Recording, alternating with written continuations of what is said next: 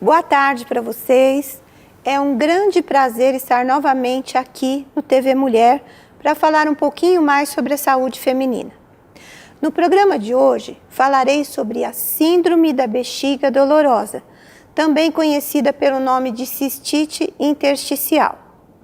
Os sintomas dessa síndrome são muito comuns, mas na grande maioria das vezes é devido a outras causas e não a cistite intersticial, conforme vocês podem estar vendo aí na tela.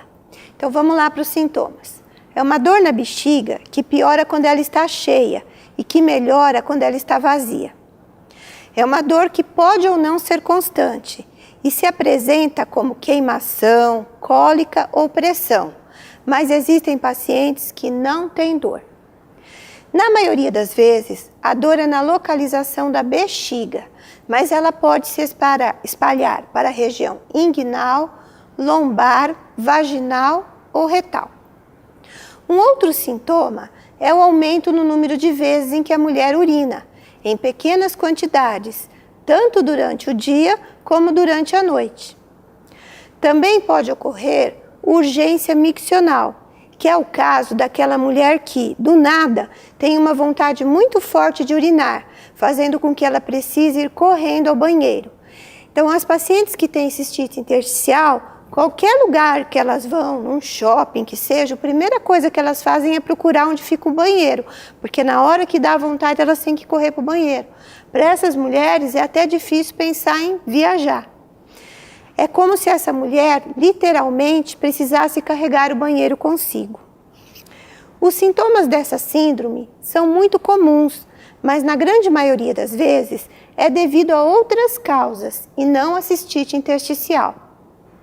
É muito importante que, quando temos uma paciente com esses sintomas, investiguemos todas as possibilidades para tal. E se tudo estiver normal, aí sim poderemos estar frente a um caso de síndrome da bexiga dolorosa. Assim, para que se faça o diagnóstico de síndrome da bexiga dolorosa, é importante que se tenha excluído a presença de infecção urinária ou de outros problemas na bexiga. Daí, dá para vocês observarem que se trata de um diagnóstico difícil. A síndrome da bexiga dolorosa é mais comum em mulheres, mas também pode ocorrer em crianças. Ela pode estar associada também a algumas doenças, como a endometriose, o lúpus, depressão e síndrome do pânico, fibromialgia, história de abuso sexual. A síndrome da bexiga dolorosa altera muito a qualidade de vida dessas mulheres, uma vez que seus sintomas levam a problemas emocionais, físicos e sexuais, causando um verdadeiro transtorno em suas vidas, tanto no trabalho quanto nas suas rotinas. A causa dessa síndrome é desconhecida. Parece haver uma predisposição genética, uma vez que mulheres que têm parentes de primeiro grau e em gêmeos idênticos com essa síndrome, existe uma taxa maior de casos. Como eu falei no início do programa, seu diagnóstico é difícil e é baseado nos sintomas da paciente, no exame físico e na realização de exames, questionários, diário miccional, e só aí podemos pensar nesse diagnóstico quando afastamos outras causas para esse quadro clínico. Então, aqui nessa figura é um exemplo de um diário miccional para quem não sabe o que é. Então, a paciente ela é orientada pelo médico a anotar durante todos os dias os horários em que ela urina, a quantidade de urina que saiu, se houve perda urinária, se ela conseguiu segurar e qual foi o motivo, se ela tossiu, se ela espirrou, se ela estava dormindo, se ela estava fazendo comida, cozinhando, tá? Esse é o diário miccional. Aqui, agora, eu vou fazer um parêntese. Muitas mulheres acham que esses sintomas são devidos à infecção urinária e saem se automedicando ou ligam para o seu médico e querem ser tratadas por telefone. Deu para vocês entenderem por que vocês jamais devem fazer isso? Bom, agora eu vou falar sobre o tratamento da bexiga dolorosa. Uma vez que, infelizmente, não conhecemos a sua causa, o tratamento é difícil. Com o tratamento, não obtemos a cura da doença, mas melhoramos a qualidade de vida dessa paciente, uma vez que com o tratamento teremos uma melhora nos sintomas.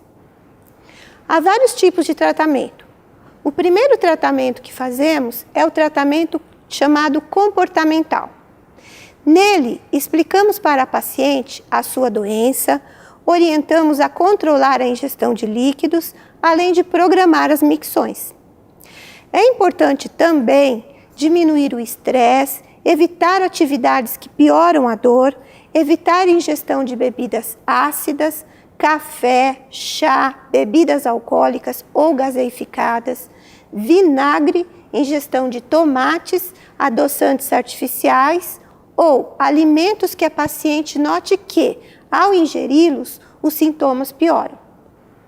Também aqui nesse tratamento comportamental, podemos nos valer da fisioterapia. Um outro tratamento é o uso de medicamentos por via oral, sendo que a sua desvantagem é a presença de efeitos colaterais desagradáveis.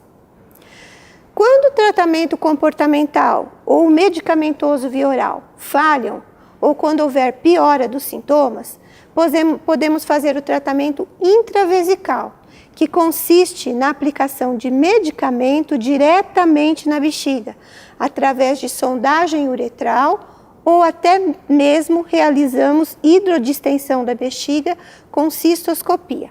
Então aqui nessa figura são sondinhas que a gente pode colocar na bexiga. Essa aqui é uma sonda que a gente põe, injeta o que tiver que injetar e tira.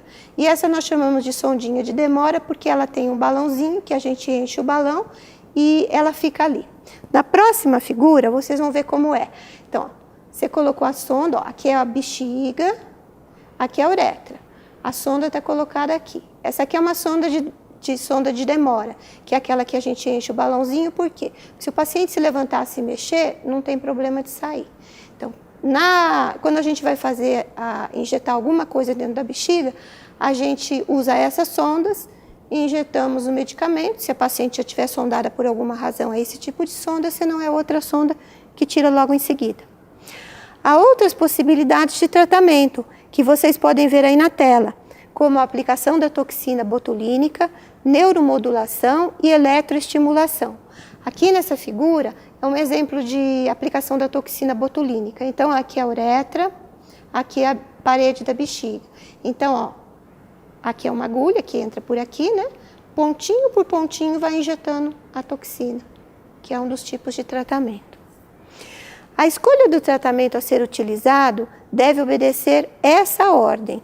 E, caso haja falha num determinado tratamento, vamos para o passo seguinte.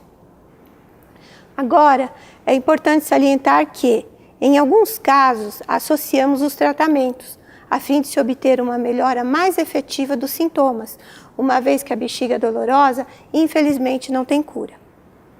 Bom, gente, assim termina o TV Mulher de hoje. Se tiverem sugestões, enviem para o e-mail que está aqui na tela. E eu espero que vocês tenham uma boa semana e não se esqueçam de cuidar bem do seu corpo, porque ele é o seu maior instrumento.